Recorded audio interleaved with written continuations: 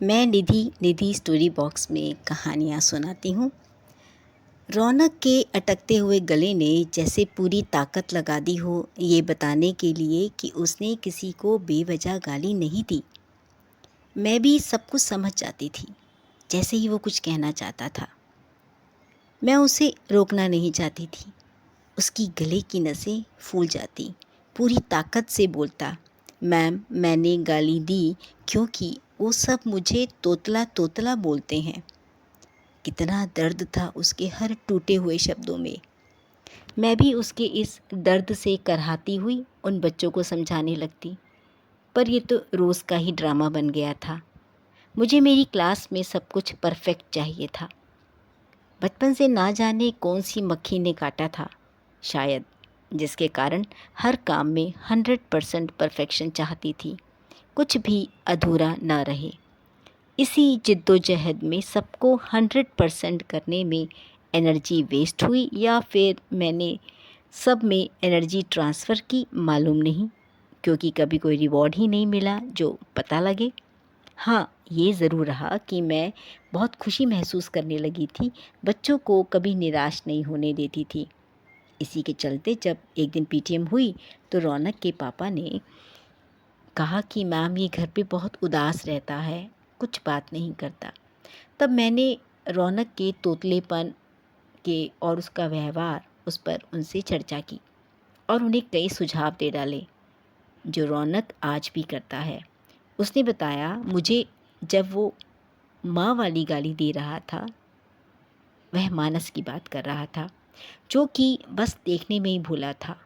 सुस्त दिखने वाला लड़का, पर मस्ती शरारत करने में सबसे तेज। उसका कभी स्कूल का काम पूरा नहीं होता था, रोज़ नए बहाने करता, कभी कहीं दर्द तो कभी कहीं। बड़ा ही नाजुक प्राणी था। उसकी मम्मी ने बीए साइकोलॉजी में की थी। ये बात उन्होंने मुझे पीटीएम में बताई।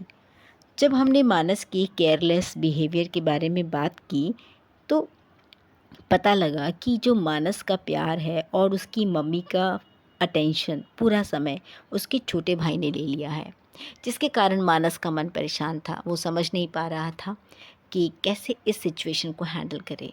उसकी मम्मी को इस बात का एहसास था, पर उनके लिए भी मानस को, जो सिर्फ 11 साल का बच्चा था, समझाना आसान नहीं था। मनोविज्ञान भी बड़ी टेढ़ी खीर है, बहुत ही मुश्किल है। समझना और फिर समझाना बहुत अलग अलग बातें हैं। जब से क्लास टीचर का रोल मिला है तब से हैरान, परेशान और पागल सी हो गई थी। पहली बार 40 बच्चों को, वो भी 10-11 साल के बच्चे, उन्हें बहुत करीब से जाना, उनको समझा। उनकी बहुत सी बातों ने मुझे हैरान कर दिया। सोचने बैठूं तो ऐसा लगा जैसे कि आसमान के सारे तारे ज़मीन पर एक साथ चारों ओर बिखर गए हैं। इतना उत्साह, इतना पागलपन छा गया। क्या करूं? इन तारों को छू लूं या प्यार से घर ले जाऊं या इन्हें छुपा लूं? सब कुछ कल्पना से बाहर था। उन्हीं एक तारों में एक दक्षेश था, बहुत ही प्यारा, बड़ी बड़ी भूरी आंखें और बहुत सी ताकत लगाकर धीरे से बोलता था, मैम मैं इसरो में साइंटिस्ट बनूंगा। मेरे कहने पर उसने अपने सपने को एक छोटे से पेपर पर ड्रॉ किया, जिसको मैंने सजा दिया। ये देखकर दीप, गौरव और जसविंदर भी अपने अपने सपनों को चार्ट पेपर पर उतारने लगे। अलमारी में पुराने चार्ट पेपर थे लास्ट ईयर के, सबको मैंने निकलवाया और चंदा को कहा कि सबको बांट दो। सब ने अपने अपने सपनों को उसमें उतारा और घर की दीवारों में टांग दिया। ना जाने वो सुनहरे सपनों का पोस्टर कितने दिनों, कितनी दिवाली तक टंगा रहा।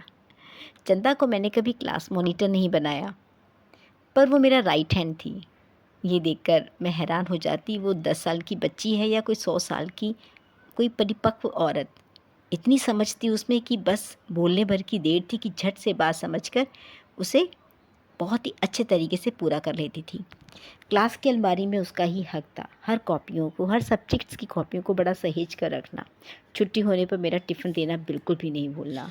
उसकी एब्सेंस में ये जिम्मेदारी अनीश ने ले ली थी, बिना कहे, बिना बोले। अभी और भी बहुत कुछ बाकी था बताने के लिए, तब तक बेल बज गई।